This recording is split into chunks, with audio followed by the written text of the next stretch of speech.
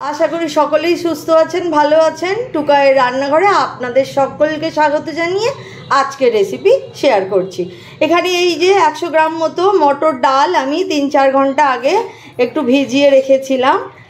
গরম জলে না, এমনি নরমাল যে টেম্পারেচার ওয়াটার সেটাতেই সেই জলেই আমি ভিজিয়ে রেখেছিলাম। সেই মটর ডালটা এবার আমি পিষে নেব। দিয়ে দিচ্ছি 3টে কাঁচা লঙ্কা, আমি একটু পিষে নেব। ডালটা আমার বাটা হয়ে গেছে, একদম মিহি করে আমি পিষিনি, একটু দানা আছে। এবার এটা আমি একটু বাটিতে ঢেলে ডালটা বের করে নিয়েছি। এইভাবে একটু দানাদার পেশা হয়ে গেছে।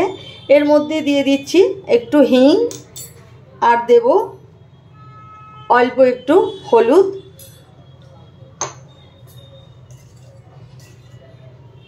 আর দিচ্ছি নুন। সব দেয়া হয়ে গেছে।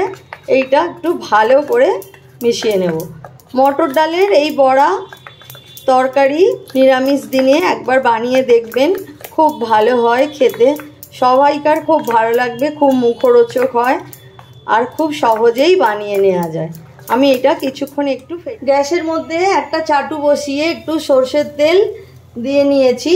ডুবো তেলে ভাজবো না বড়াগুলো, আমরা এই চাটুতে এই রকমভাবে বড়াগুলো আমরা ভেজে নেব। তাতে রেসিপিটা অনেকটা হেলদি হবে।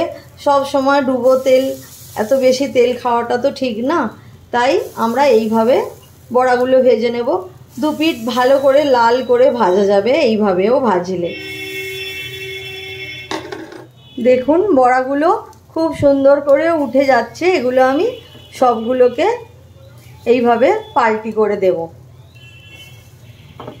সব বড়া উল্টানো হয়ে গেলে আমি এর মধ্যে সামান্য একটু তেল ছড়িয়ে দেব।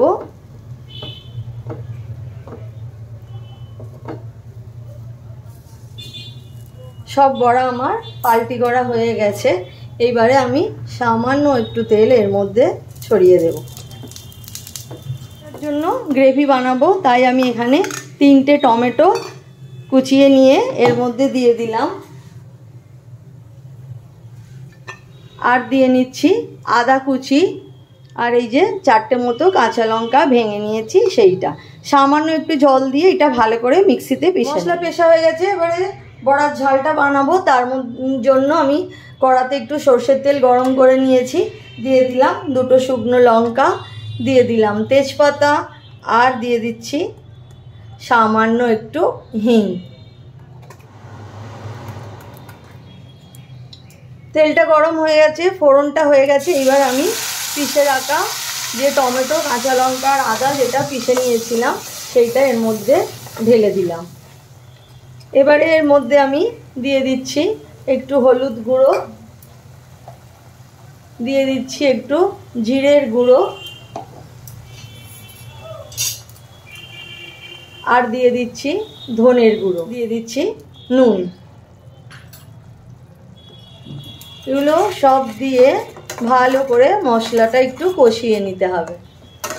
এখানে আমি লাল লঙ্কার ব্যবহার করছি না, কারণ আমি কাঁচা লঙ্কা অনেকটু বেশি পরিমাণেই টমেটোর সাথে পিষে নিয়েছিলাম।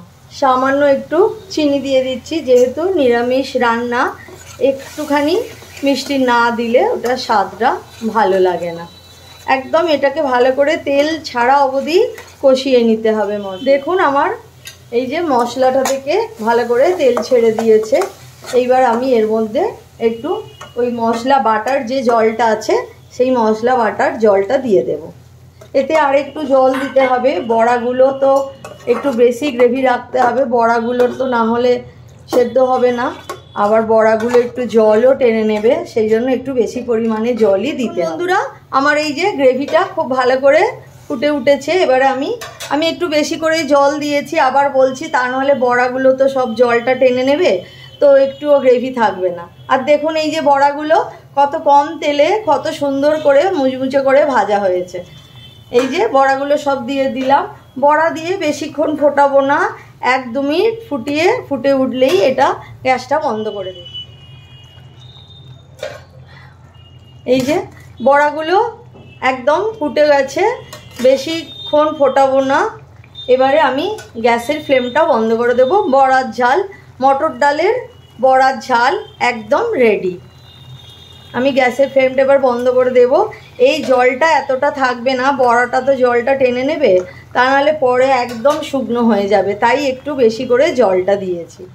দেখুন বন্ধুরা, আমার বড়ার ঝাল, মটর ডালের বড়ার ঝাল, নিরামিষ তরকারি, খেতে খুব অসাধারণ। দেখুন আমি কতটা গ্রেভি রেখেছিলাম, তবু আমার এখন একদম গ্রেভি কম হয়ে গেছে।